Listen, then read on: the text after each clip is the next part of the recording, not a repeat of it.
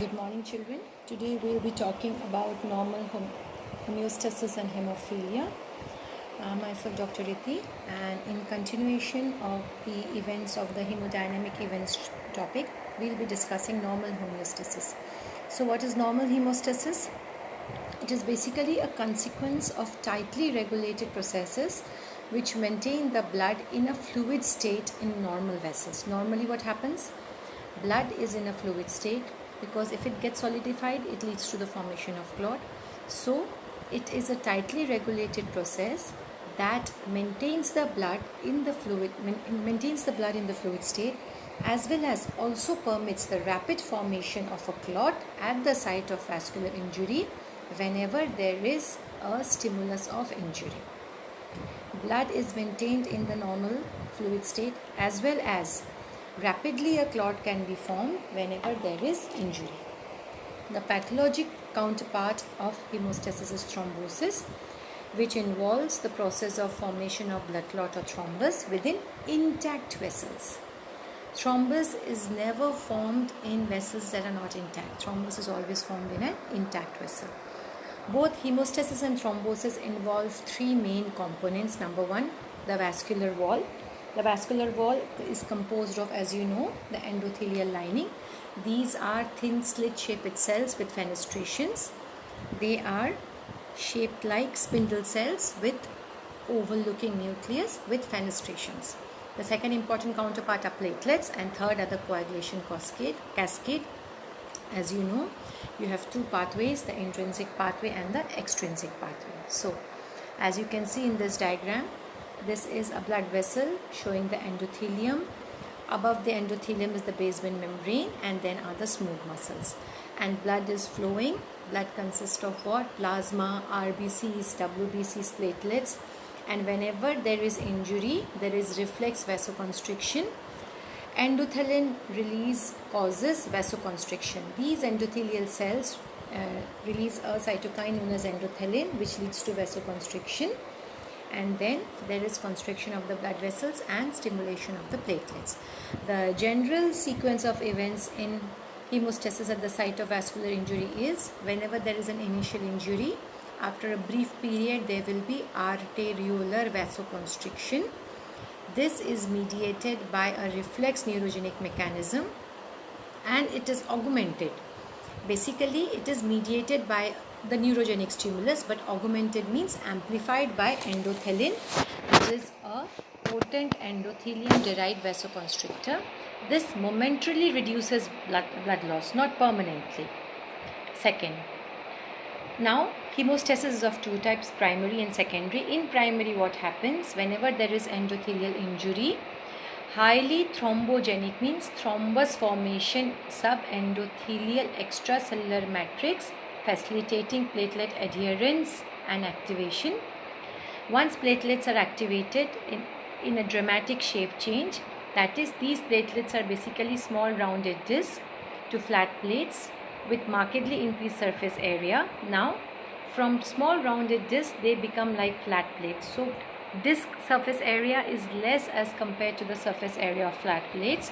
So, there is rapid increase in space from rounded discs to flat plates, and these platelets will release secretory granules, and these secreted products will further recruit additional platelet aggregation to form the hemostatic blood.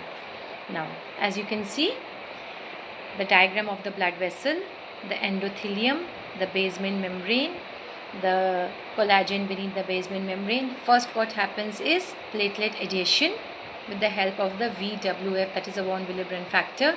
Second, you can see from round, now they are flattened, disc shaped. Now granule release, ADP, thromboxane A2. Now further platelets get recruited, and there is aggregation and the formation of the hemostatic blood. This is a lovely diagram that is demonstrating diagrammatically the primary hemostasis. Now, what is secondary hemostasis? In secondary hemostasis, what happens are that tissue factor, that is factor 3 and thromboplastin, are exposed at the site of injury. Now, this tissue factor is a membrane-bound procoagulant glycoprotein that is synthesized by the endothelial cells. This acts in conjugation with factor 7 and initiates the extrinsic coagulation cascade, not the intrinsic. The extrinsic coagulation cascade eventually form thrombin. Now there is conversion of fibrinogen to fibrin. Now the polymerization of fibrin forms the fibrin meshwork and cementing the platelets in place. There is eventual formation of a solid mass that is made up of polymerized fibrin aggregated platelets with entrapped blood cells that prevents hemorrhage. So basically a thrombus consists of polymerized fibrin, aggregated platelets, the entrapped blood cells, now which will seal the site of injury. In primary, only there was shape change of platelets with release of secretory substances from the platelets with further recruitment and formation of a platelet plug.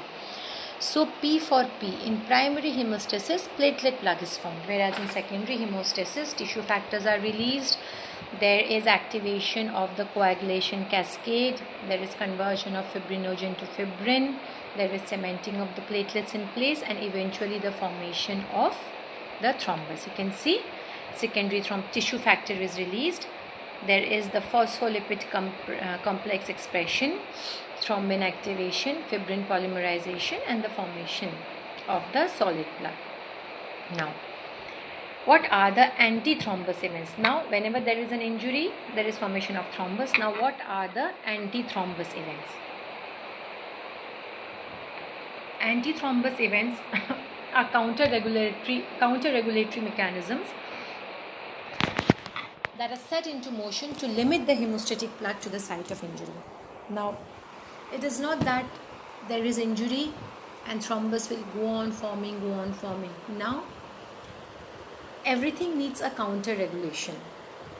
Whenever there is too much of rains, what happens after that? There is too much of sunny, humid weather that will soak the excess of water. Similarly, whenever thrombus formation is stimulated, there is the counter-regulatory mechanisms that will set into motion to limit the hemostatic plug to the site of injury. Now, the activation of tissue plasminogen activators converts the plasminogen to plasmin. Now, this plasmin cleaves the fibrin to degrade the thrombin. What will happen? The TPAs will be activated, the tissue plasminogen activators. Now, this will convert plasminogen to plasmin, and now this plasmin will degrade the fibrin will cleave the fibrin to degrade the thrombin. Now, talking of hemophilia. Hemophilias are a group of coagulation defect disorders. As you know, hemophilia is a very common disorder that can be seen in children.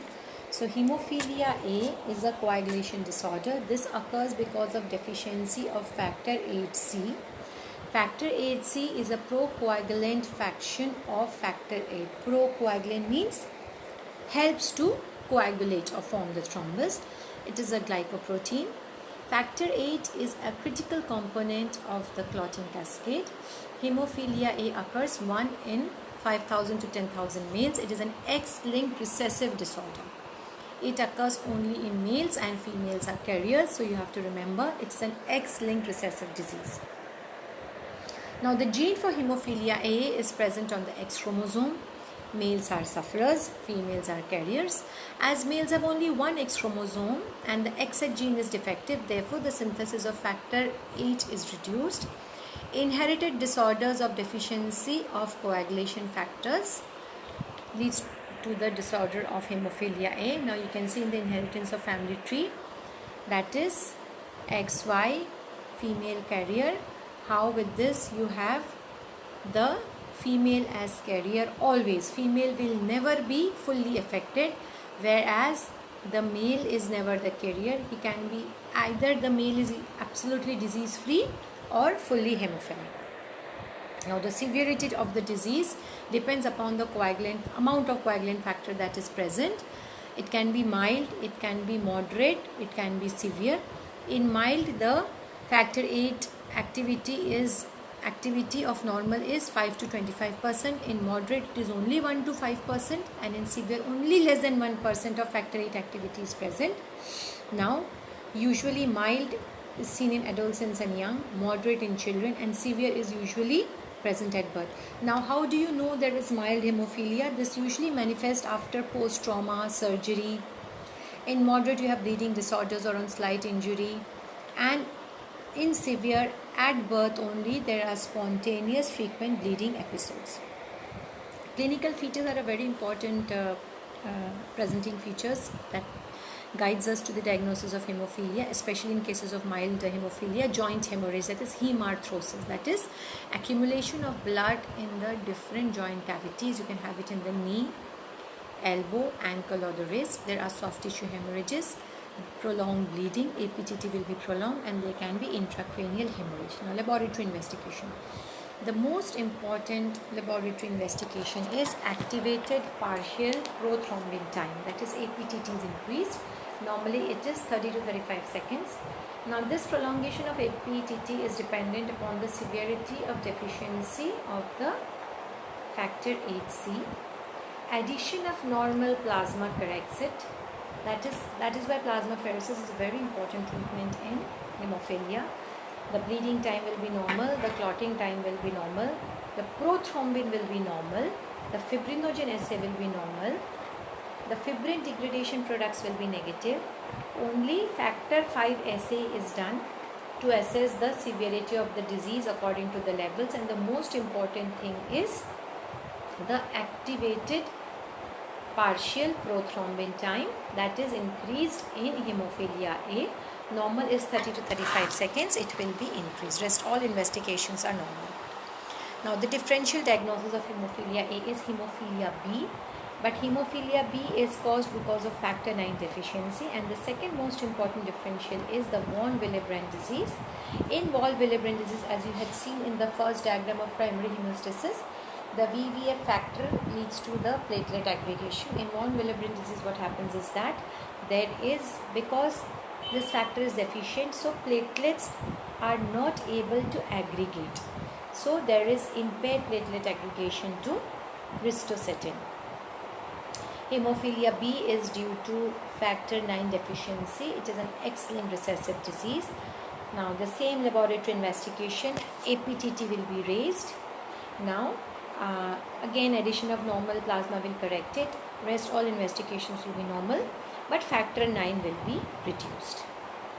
So today we have talked about normal hemostasis. Only when you understand normal hemostasis, you will be able to understand what is thrombus formation and what are the different thrombotic events, the different antithrombotic events, why bleeding occurs now, and also the coagulation cascade. I request you all to refer to your Guyton or your books of physiology to understand the two different clotting cascades, and then go through this chapter of Robbins, of thrombus and hemophilia. Thank you.